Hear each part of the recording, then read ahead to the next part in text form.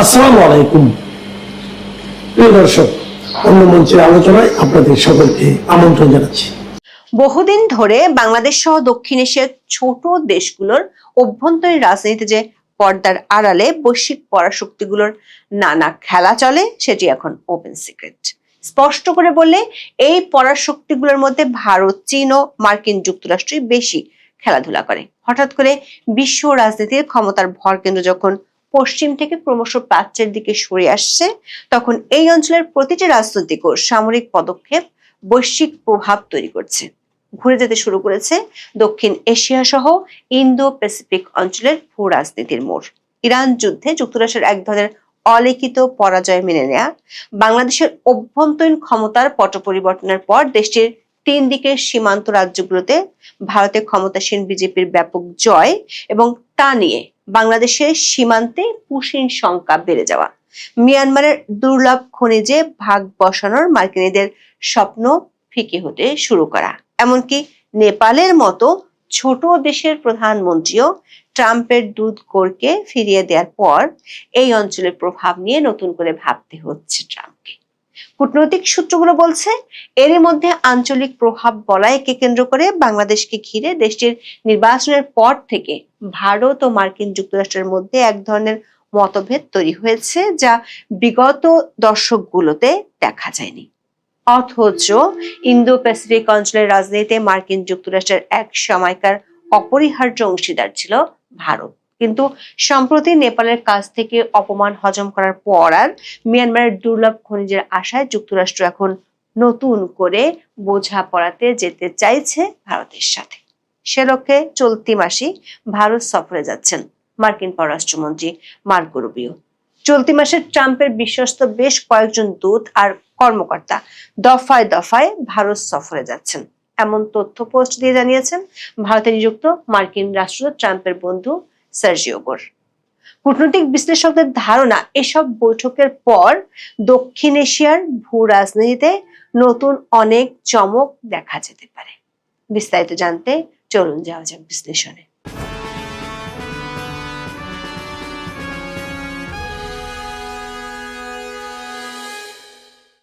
প্রথাগত ধারায় কূটনীতিকের বাইরে গিয়ে ভারতে মার্কিন রাষ্ট্রদূত হিসেবে ডোনাল্ড ট্রাম্প নিয়োগ দিয়েছিলেন তার বন্ধু ও ব্যবসায়িক পার্টনার সার্জিও গোরকে।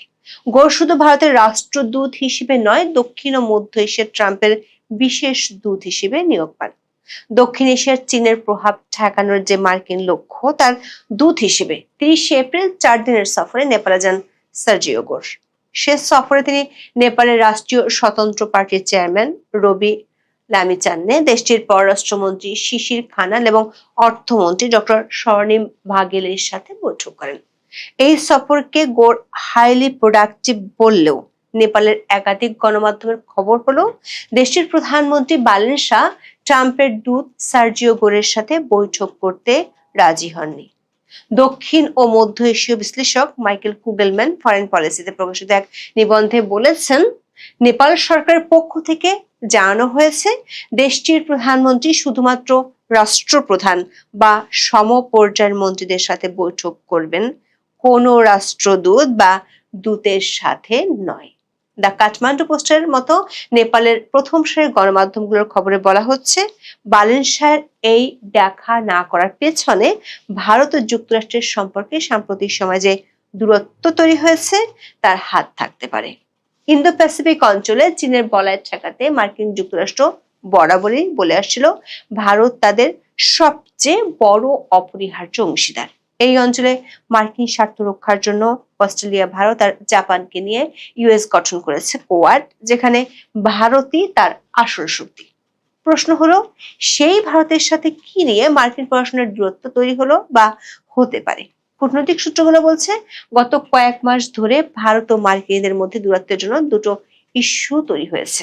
এক হলো বাংলাদেশের অভ্যন্তরীণ রাজনীতি, আর দ্বিতীয় হলো মিয়ানমার রেয়ার আর্থ বা দুর্লভ খনিজ ম্যাটেরিয়ালস, যেটি যে কোনো মূল্যে যুক্তরাষ্ট্র চীনের দখল মুক্ত করতে চায়।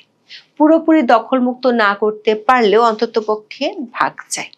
বাংলাদেশের 24 আগস্টের রাজনৈতিক পট পরিবর্তনের পর থেকে আঞ্চলিক রাজনীতিতে ভারত কৌশলগত দিক থেকে পিছিয়ে পড়ে। ইউনূসের আমলে দেশ দুটির সম্পর্ক তলানিতে গিয়ে ঠেকেছিল। সেই সম্পর্ক পুনরুদ্ধারের সম্ভাবনা দেখা গিয়েছিল বাংলাদেশে বিএনপি ক্ষমতার মসনদে বসার আগে থেকেই। অনেকেই নতুন দিগন্তের সূচনাও দেখে ফেলেছিলেন। এমনকি বাংলাদেশের পররাষ্ট্রমন্ত্রী খলিলুর রহমান ও প্রধানমন্ত্রী তারেক রহমানের পররাষ্ট্র উপদেষ্টা হুমায়ুন কবিরের প্রথম ভারত সফরেও সেই শুভ লক্ষণ দেখা গিয়েছিল। কিন্তু ভারতের বিধানসভা নির্বাচনের ভোটের ফল সবকিছু যেন রাতারাতি পাল্টে দিয়েছে। বাংলাদেশকে ঘিরে ভারতের যতগুলো সীমান্ত এলাকা আছে তার সবগুলোতে এখন ক্ষমতাসীন বিজেপির জয় জয়কার। ভোটের ফল ঘোষণার পর থেকে প্রথমে ঢাকার সীমান্তে পুশিন সমস্যা এবং পরে তিস্তা ইস্যু নিয়ে বেশ অস্বস্তি দেখা দেয়।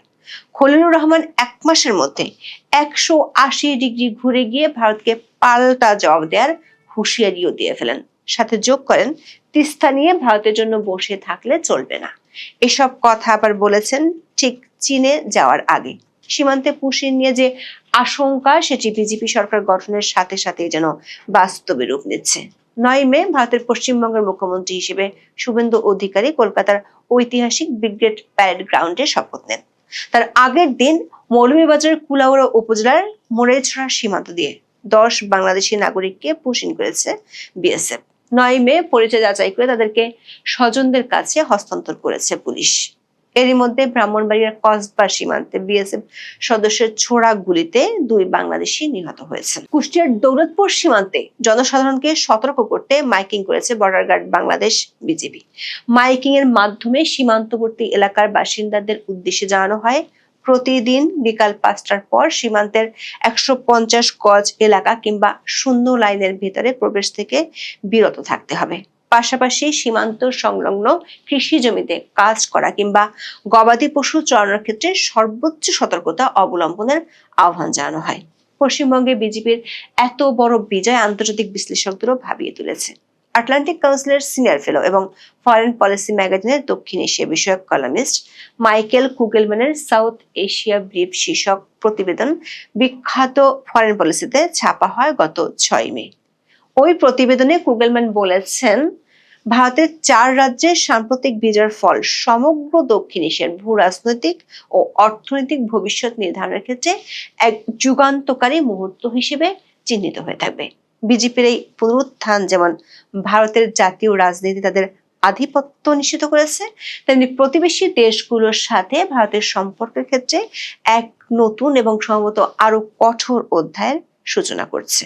কুগেলম্যান খুব পরিষ্কার করে লিখেছেন, পশ্চিমবঙ্গে বিজেপির এই বিজয় বাংলাদেশের সাথে ভারতের সম্পর্কের ক্ষেত্রে অনেক বড় ভূমিকা রাখবে।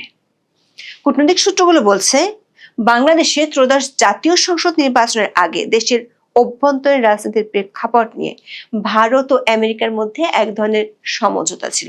কিন্তু আওয়ামী লীগের কার্যক্রম নিষিদ্ধ রাখা এবং তিস্তা ইস্যুতে চীনের সাথে আলোচনার পরও যুক্তরাষ্ট্রের মৌনতার কারণে ভারত ও যুক্তরাষ্ট্রের মধ্যে সম্পর্কের দূরত্ব তৈরি হয়। এরই মধ্যে মধ্যপ্রাচ্যে সৌদি আরব ও কুয়েতের বিরোধিতার কারণে এক ধরনের অলিখিত পরাজয় নিয়ে পিছু হটে ট্রাম্প বাহিনী।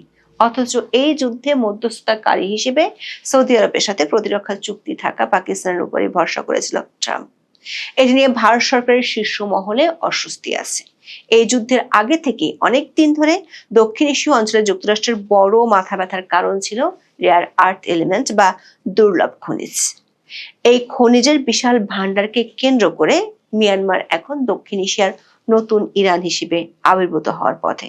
মিয়ানমারের উত্তরের গহীন অরণ্য এবং পাহাড়ের নিচে লুকিয়ে থাকা এই সম্পদ এখন কেবল চীন বা ভারতের মাথা ব্যথার কারণ নয়, বরং ওয়াশিংটনের জন্য এটি একটি অস্তিত্ব রক্ষার লড়াইয়ে পরিণত হয়েছে।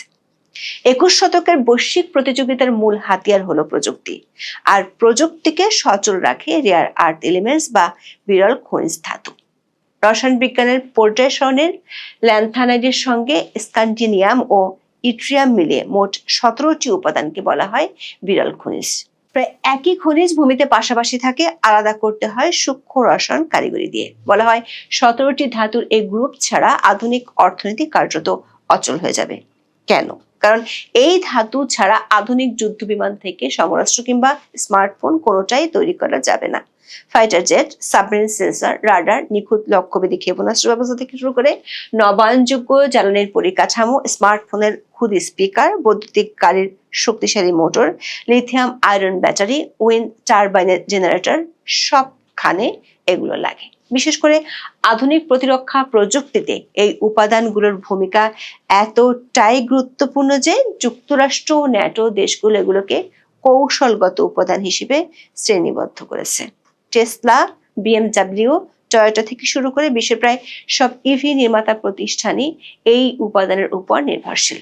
যুক্তরাষ্ট্রের ভূতাত্ত্বিক জরিপ সংস্থা গোল্ডম্যান স্যাক্স গ্লোবাল ইনভেস্টমেন্ট রিসার্চের সাম্প্রতিক তথ্য বলছে, বিশ্বের মোট বিরল খনিজ মজুদের 20% বেশি আছে দক্ষিণ পূর্ব এশিয়ার মাটিতে। চীন একাই বিশ্ব মজুদের 49% এবং খননের প্রায় 69% নিয়ন্ত্রণ করে। কিন্তু প্রসেসিং বা পরিশোধনের হিসাবে ধরা হলে সাপ্লাই চেনের 90% নিয়ন্ত্রণ করে চীন। এই বিরল খনিজ বর্তমানে এই অঞ্চলে যুক্তরাষ্ট্রের ভূ রাজনীতির কেন্দ্রবিন্দু হয়ে উঠেছে। মিয়ানমার এই দুষ্প্রাপ্য খনিজ সম্পদের ভান্ডার। মিয়ানমারের উত্তরাঞ্চলের কাচিন রাজ্যের চিপোয়ে পাংওয়া খনি অঞ্চলে রয়েছে বিশ্বের সবচেয়ে সমৃদ্ধ হেভি রেয়ার আর্থ মজুদ। 2024 সালে এটি দখল করে নেয় বিদ্রোহী গোষ্ঠী কাচিন ইন্ডিপেন্ডেন্ট আর্মি বা কেআইএ।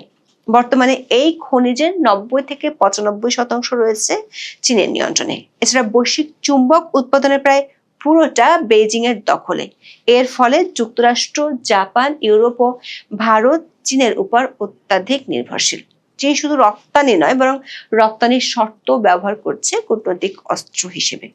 2025 সালের এপ্রিল মাসে তারা হঠাৎ করে বিরল খনিজ ও চুম্বক রপ্তানি বন্ধ করে দিলে ভারতের বৈদ্যুতিক গাড়ি ও প্রতিরক্ষা শিল্পে তাৎক্ষণিক সংকট দেখা দেয়।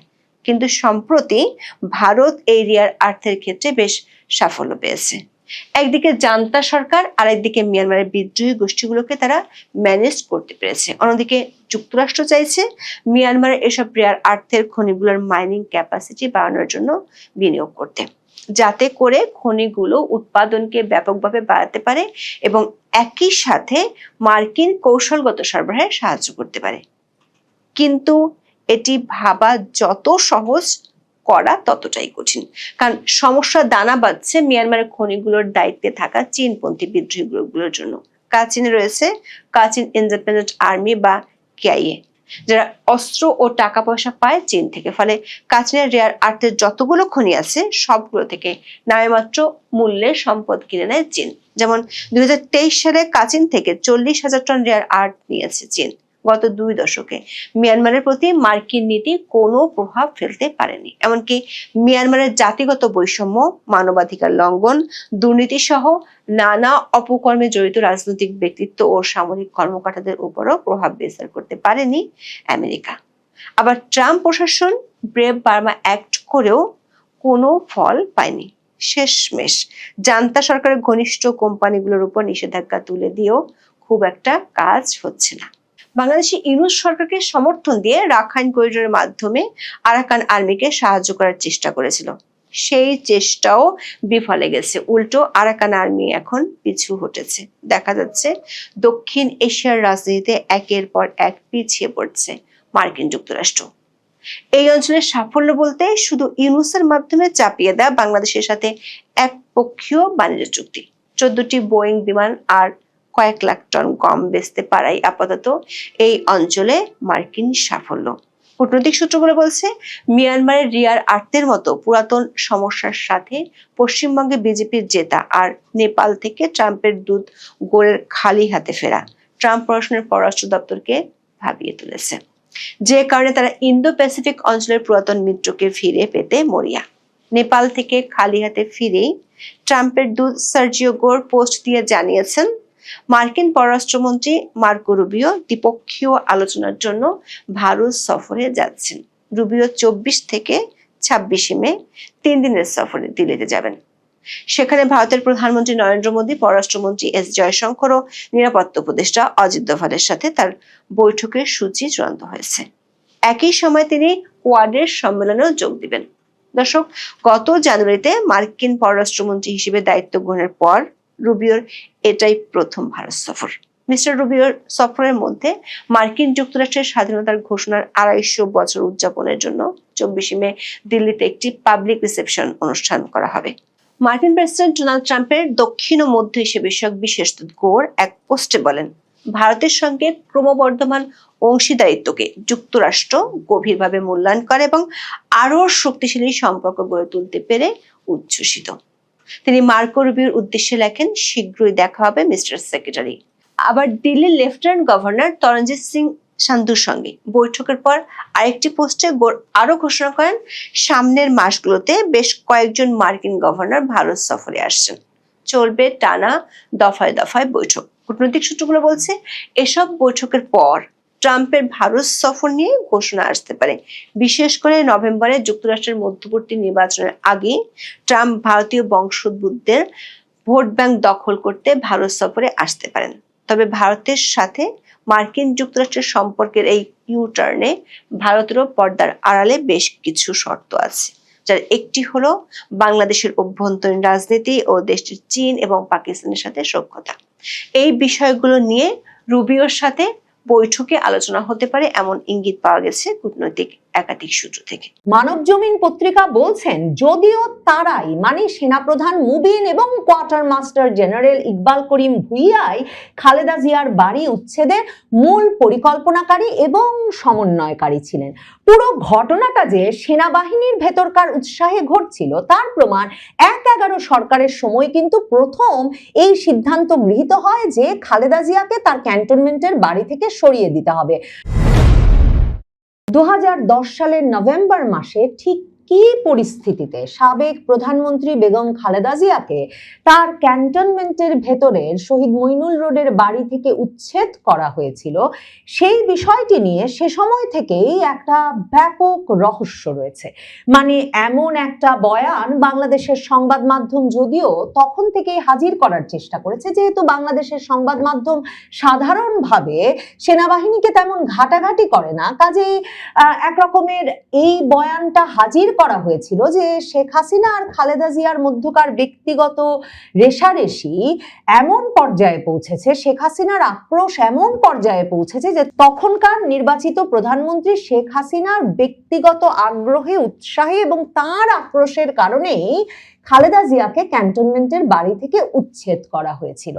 কিন্তু মানে যারা জানেন কি ধরনের এবং কতটা প্রভাব শেষ পর্যন্ত একটা সিভিলিয়ান সরকার, সেটা শেখ হাসিনার সরকার হলেও একটা বেসামরিক সরকার বাংলাদেশের সামরিক বাহিনীর উপর রাখতে পারে এবং বাংলাদেশের সামরিক বাহিনী কতটা প্রভাব বিস্তার করে বাংলাদেশের বেসামরিক সরকারগুলোর উপর, সেসব হিসেব নিকাশ যাদের কাছে পরিষ্কার, তারা জানতেন যে সেনাবাহিনীর ভেতরে একটা পক্ষ ভীষণভাবে আগ্রহী না হলে এবং সাবেক সেনাপ্রধান, সাবেক রাষ্ট্রপতি জিয়াউর রহমানের পরিবারের জন্য বরাদ্দকৃত ওই বাড়ি থেকে খালেদা জিয়া, তারেক রহমানকে সপরিবারে উচ্ছেদে তারা উদ্গ্রীব হয়ে না উঠলে ওই বাড়িটি থেকে খালেদা জিয়াকে উচ্ছেদ করা শেখ হাসিনা কিংবা কোনো বেসামরিক সরকারের পক্ষে, সিভিলিয়ান সরকারের পক্ষে সম্ভব হতো না।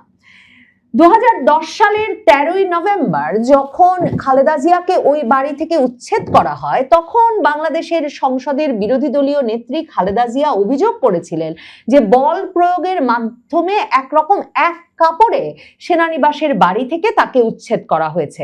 সন্ধ্যায় গুলশানে তার অফিসে বসে তিনি কান্না বিজড়িত কণ্ঠে বলেছিলেন যে রাষ্ট্রীয় সন্ত্রাসের মাধ্যমে তাকে প্রেসিডেন্ট জিয়ার স্মৃতি বিজড়িত বাড়ি থেকে উৎখাত করা হয়েছে।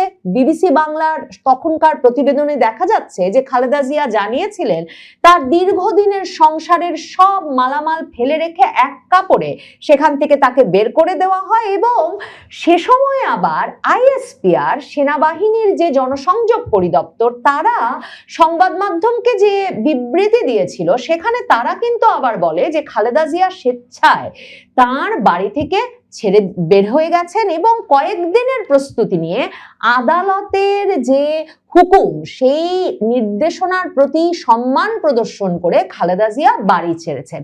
এগুলোতে পরিষ্কার বোঝা যায় যে সেনাবাহিনীর ভেতরে একেবারে সেনাবাহিনীর শীর্ষ পর্যায় থেকে, মানে সেনা প্রধান থেকে শুরু করে সেনাবাহিনীর শীর্ষ নেতৃত্বের সরাসরি সমর্থন ছাড়া, উদ্যোগ ছাড়া এ ধরনের ঘটনা ঘটানো অসম্ভব। কাজেই কারা কারা জড়িত ছিলেন সে সময়ে খালেদা জিয়াকে ওখান থেকে উচ্ছেদে, সে বিষয়টি নিয়ে আবারও 2024-এর 5ই আগস্টের পর যখন সেনাবাহিনীর ভেতরকার নানা ঘটনা, মানে তাদের সেনা সদর দফতরের ভেতর আটকে রাখা, গুম করা, আয়নাঘর থেকে শুরু করে নানা বিষয় নিয়ে আলাপ আলোচনা এবং একে অপরকে অভিযুক্ত করা, কে দায়ী সেসব চিহ্নিত করা শুরু হয়, তখন থেকে খালেদা জিয়ার বাড়ি উচ্ছেদের ঘটনায় কারা জড়িত সেসব বিষয়েও আলোচনা শুরু হয়। এরপর তারেক রহমান, খালেদা জিয়া পুত্র, যখন 17 বছর নির্বাসন শেষে দেশে ফিরে ক্ষমতা গ্রহণ করেছেন এবং ক্ষমতা গ্রহণ করবার পরপরই কয়েক সপ্তাহের মধ্যেই তিনি 2007 সালের 1/11 সরকারের সময় তাকে যারা গ্রেফতার করে নিয়ে নির্যাতন করেছিল হেফাজতে রেখে, তাদেরকে গ্রেফতার করা শুরু করেছেন। যেমন জেনারেল মাসুদউদ্দিন চৌধুরীকে গ্রেফতার করেছেন, তেমনি ডিজিএফআই এর মহাপরিচালক পদে কর্মরত থাকা মামুন খালেদ কিংবা আফজাল নাসেরকে যখন তিনি গ্রেফতার করেন, তখন এই অভিযোগ, এই আলাপ ওঠে যে এই ব্যক্তিরা খালেদা জিয়াকেও তার বাড়ি থেকে উচ্ছেদের সঙ্গে জড়িত ছিলেন। তো আফজাল নাসের গ্রেফতার হওয়ার পরপরই আলাপ ওঠে যে সে সময়কার সেনাপ্রধান মুবিন তিনি এখন কোথায় আছেন, এবং তখন সংবাদ মাধ্যম খবর দেয় যে সাবেক সেনাপ্রধান জেনারেল মোহাম্মদ আব্দুল মুমিন এরই মধ্যে 2024-এর 5ই আগস্টের পরেই ইউনাইটেড গ্রুপের চাকরি নিয়ে সিঙ্গাপুরে চলে গেছেন, কাজেই তিনি নিরাপদ দূরত্বে আছেন। কিন্তু যেই রহস্যময় চরিত্র খুবই সক্রিয় হয়ে ওঠেন, মানে পুরো আওয়ামী লীগ আমল 1/11 সরকারের সময়ে যিনি কিনা খুবই গুরুত্বপূর্ণ শীর্ষস্থানীয় পদে সব সেনাবাহিনীর ভেতরে কাজ করেছেন, ইকবাল করিম ভূঁইয়া, যিনি কিনা শেষ পর্যন্ত শেখ হাসিনার আমলে সেনা প্রধান হন, সেই ইকবাল করিম ভূঁইয়া আইকেবি তিনি একরকমের যে সক্রিয় হয়ে ওঠেন 2024-এর 5ই আগস্টের পর থেকে, এবং সেনাবাহিনীর ভেতরে গুম খুন থেকে শুরু করে সকল অপরাধ ঘটছে এসব বলে তিনি ফেসবুকে স্ট্যাটাসের পর স্ট্যাটাস দেন, এমনকি খালেদা জিয়ার বাড়ি উচ্ছেদের ঘটনা নিয়েও কথা বলেন। কিন্তু বারবারই তিনি নিজে একেবারে নিরপরাধ এবং সকল অপরাধ, দোষ থেকে, অভিযোগ থেকে অনেক অনেক দূরে অবস্থান করছিলেন এমন একটা বয়ান হাজির করতে চান।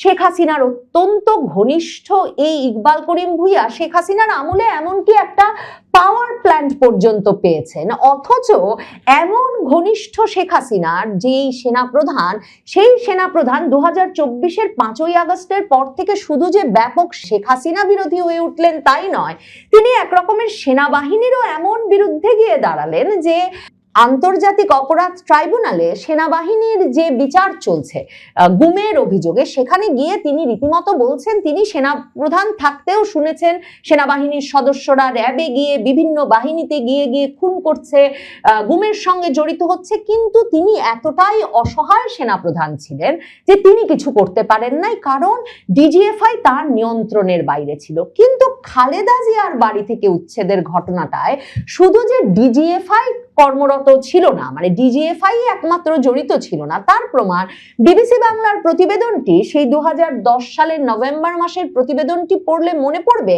যে সে সময় যখন সেনাবাহিনীর ভেতরে, সেনা সদরের ভেতরকার মইনুল রোডের বাড়ি থেকে খালেদা জিয়াকে এক কাপড়ে উচ্ছেদ করা হচ্ছে সেনা সদস্যদের উপস্থিতিতে, যাদের মধ্যে একজন এই যে তারেক রহমান যাকে গ্রেফতার করেছেন সেই মামুন খালেদ, এরকম পরিস্থিতিতে যখন খালেদা জিয়াকে উচ্ছেদ করা হচ্ছে তখন কিন্তু সংবাদ মাধ্যমকে ক্যান্টনমেন্টের ভেতরে ঢুকতে দেওয়া হয় নাই, অথচ পুলিশ সহ বিভিন্ন নিরাপত্তা বাহিনী সেনা কর্মকর্তাদের উপস্থিতিতে ওই উচ্ছেদ কর্মকাণ্ড পরিচালনা করে। কারণ কোয়ার্টার মাস্টার জেনারেল ইকবাল করিম ভূঁইয়া তখন যে পদে ছিলেন সেটি এমন একটি পদ, যেই পদটি থেকে যিনি থাকেন সেই কোয়ার্টার মাস্টার জেনারেল সেনাবাহিনীর সকল লজিস্টিক্স, পরিবহন, আবাসন, স্থাপনা সবকিছুর দেখভাল করেন এবং এসব সকল বিষয়ে তিনি সিদ্ধান্ত গ্রহণ করেন। কাজেই সেনাবাহিনীর ভেতরে, সেনা সদরের ভেতরে বহু বছর ধরে বরাদ্দকৃত একটি বাড়ি সাবেক সেনাপ্রধান এবং সাবেক রাষ্ট্রপতির পরিবারের জন্য, সেটা থেকে যে এক সেনাপ্রধান এবং রাষ্ট্রপতির পরিবারকে উচ্ছেদ করে দেওয়া হবে, সেটা কোয়ার্টার মাস্টার জেনারেলের অবগতি ছাড়া কিছুতেই ঘটানো সম্ভব ছিল না।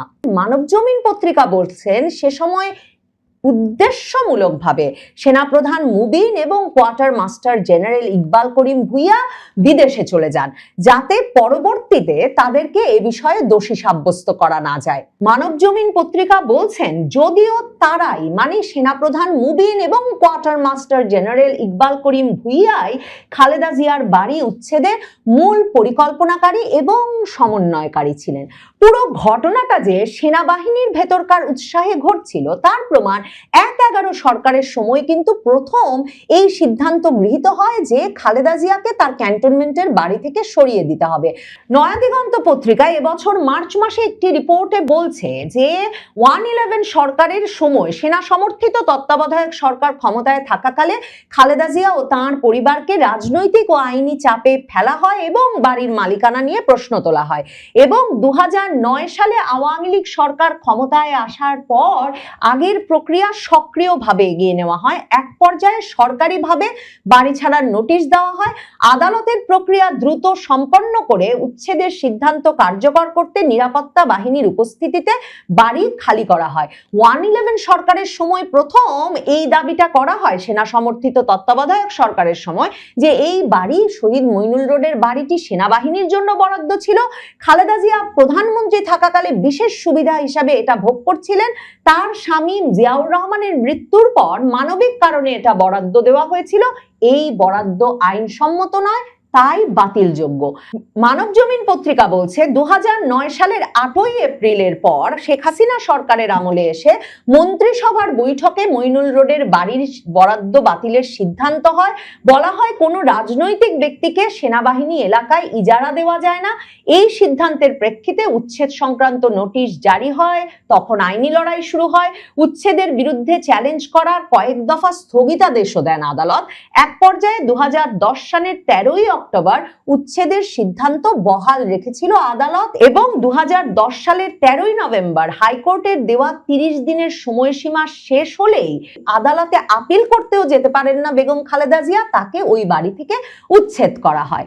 এখন সেনাবাহিনীর অনেক কর্মকর্তারা যে ফেসবুকে খুবই গুরুত্বের সঙ্গে সেনাবাহিনীর বিভিন্ন সময়ে ঘটে যাওয়া ঘটনাবলীর বিষয়ে তাদের নিজস্ব বয়ান হাজির করছেন, এর মধ্যে কোনো কর্মকর্তা কিন্তু একথা ফেসবুকে লিখেছিলেন যে শেখ হাসিনার সঙ্গে যে তখনকার কোয়ার্টার মাস্টার জেনারেল ইকবাল করিম ভুইয়ার একটা ঘনিষ্ঠ সম্পর্ক গড়ে ওঠে, তিনি যে সরাসরি প্রধানমন্ত্রীর দফতরে গিয়ে তার সঙ্গে আলোচনায় বসে পড়তে পারতেন, তার একটা প্রধান কারণ ছিল যে তিনি শেখ হাসিনাকে বারবার এই বিষয়টাতে উৎসাহিত করেন যে সেনাবাহিনীর ভেতরে এই যে একটি স্থাপনা শহীদ মইনুল রোডের বাড়িটি, সেই বাড়িটি সেনাবাহিনীর বরাদ্দে ফেরত আনা দরকার এবং খালেদা জিয়া পরিবারকে সেখান থেকে উচ্ছেদ করা দরকার।